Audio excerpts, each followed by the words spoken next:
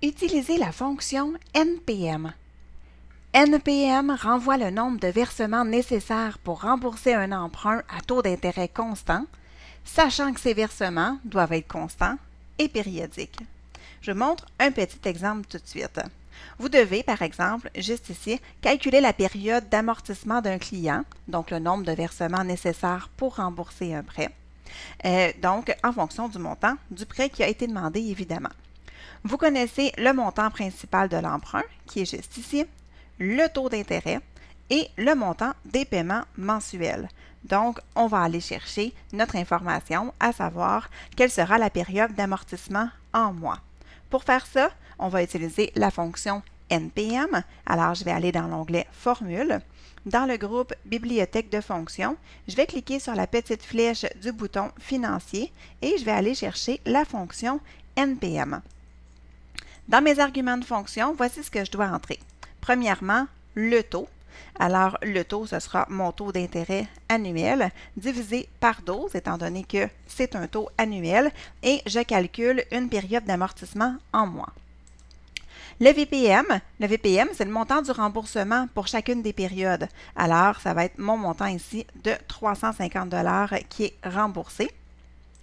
Le VA, eh bien, le VA, c'est la valeur actuelle, donc la somme qui représente aujourd'hui ce que j'ai payé. Alors, en date d'aujourd'hui, j'ai payé quoi? Bien, j'ai payé 0. Et le VC, c'est la valeur future. Donc, qu'est-ce que je vais avoir remboursé au terme de ma période d'amortissement?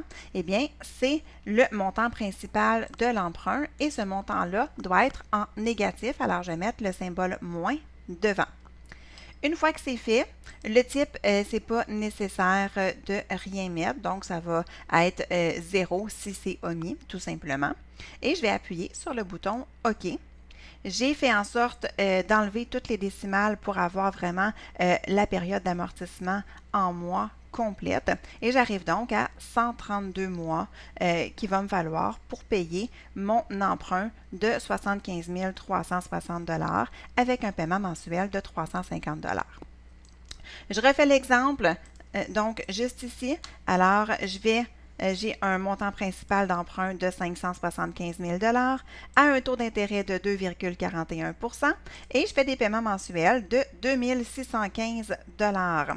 Alors, je vais aller me placer pour faire ma fonction VPM. Alors, toujours dans l'onglet Formule, le groupe Bibliothèque de fonctions. Je vais cliquer sur la flèche du bouton Financier pour aller chercher la fonction NPM. Et dans les arguments de la fonction, je mets mon taux, qui est ma cellule ici G6, divisé par 12 mois, étant donné qu'on a une période d'amortissement mensuelle.